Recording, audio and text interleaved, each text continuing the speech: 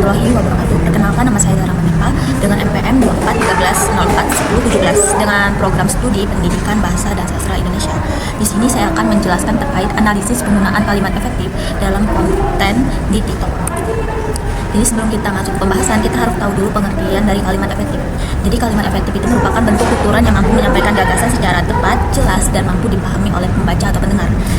Sebuah kalimat itu disebut efektif apabila makna yang diterima pembaca atau pendengar itu selaras dengan maksud si penulis atau pembicara. Walaupun kalimat itu ada pemborosan kata, tapi pendengar itu paham, itu merupakan kalimat efektif.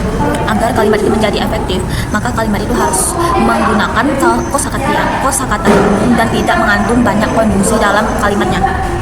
Namun kehadiran media sosial seperti TikTok mengubah cara kita berbahasa, karena TikTok itu berisi video singkat yang serba cepat dan penggunaannya itu lebih suka memakai bahasa yang ringkas, kreatif, dan tidak mengikuti sebuah aturan baku.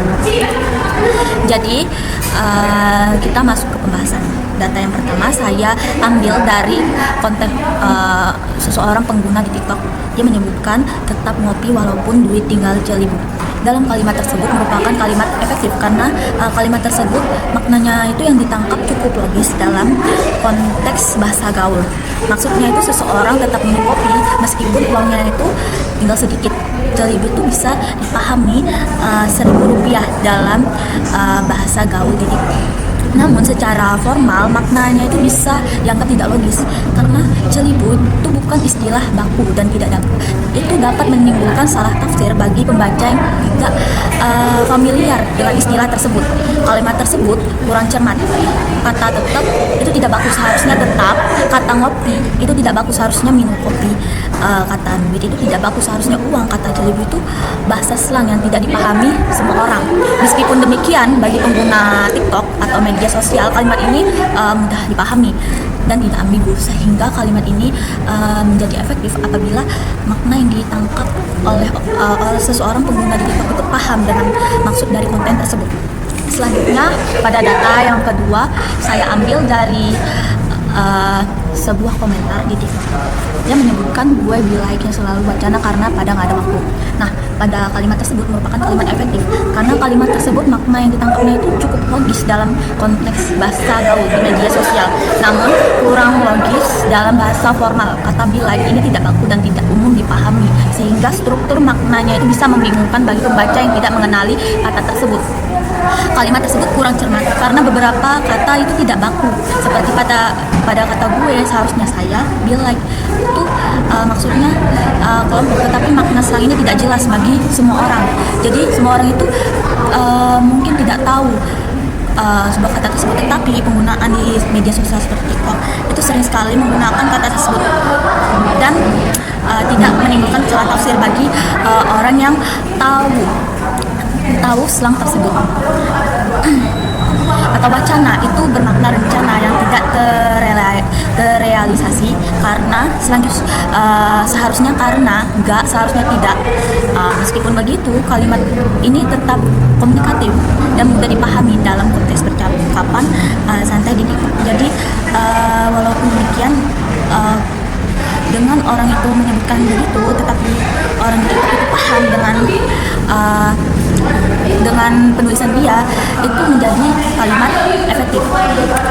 Selanjutnya yaitu data yang ketiga, saya ambil dari komentar TikTok. Dia menyebutkan kemarin langganan terus nggak sering Sultan Bandung, tapi sekarang kayak udah beda.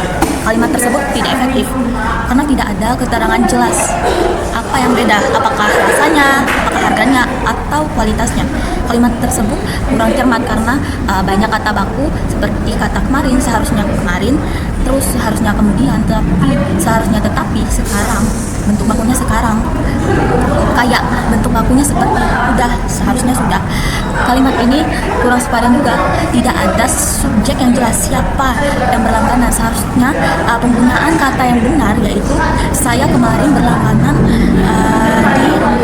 misalnya di Basreng Sultan gitu, di Bandung gitu. Bentuk penggunaan yang benar, kata yang benar misalnya kemarin saya berlangganan bahasa Sultan Bandung, tetapi sekarang rasanya sudah beda. Itu jelas rasanya itu merujuk pada bedanya itu merujuk pada rasanya, sehingga tidak menimbulkan salah tafsir bagi orang yang melihat konten tersebut. komentar tersebut. Selanjutnya yaitu data keempat, linknya ada di bio ya. Nah, kalimat tersebut efektif karena informasi yang disampaikan yaitu cukup masuk akal dalam konteks media sosial. Penggunaan media sosial seperti TikTok umumnya menaruh tautan di bagian bio, sehingga pernyataan ini sesuai realitas, sesuai kenyataan. Selanjutnya kalimat ini cukup cermat, tidak ambigu. Linknya ini jelas merujuk pada tautan tertentu. Di bio itu jelas menunjukkan lokasi dari link tersebut. Nah, jadi kesimpulannya yaitu hasil analisis ini menunjukkan bahwa penggunaan kalimat efektif pada konten di TikTok itu bersifat kontekstual dan tidak dapat dinilai hanya dengan standar kebahasaan formalnya saja. Namun dalam konteks komunikasi digital yang serba cepat, informal, dan berbasis kedekatan, bentuk tersebut tetap bekerja secara efektif karena mampu menyampaikan pesan secara ringkas, langsung, dan mudah dipahami oleh pendengar atau pembacanya. Dengan demikian, efektivitas bahasa di TikTok itu lebih ditentukan oleh keberhasilan pesan itu mencapai sebuah tujuan komunikasi, bukan oleh ketaatan terhadap kaidah ketataan baku. Jadi kalimat efektif itu merupakan kalimat yang mampu dipahami oleh pendengar ataupun pembaca, walaupun kalimat tersebut disingkat ataupun kalimat itu menggunakan bahasa yang tidak semua orang tahu, tetapi bagi orang yang mengetahui istilah tersebut itu disebut dengan kalimat efektif. Mungkin cukup penjelasan dari saya, lebih kurangnya saya minta maaf. Cukup sekian, terima kasih. Assalamualaikum warahmatullahi wabarakatuh.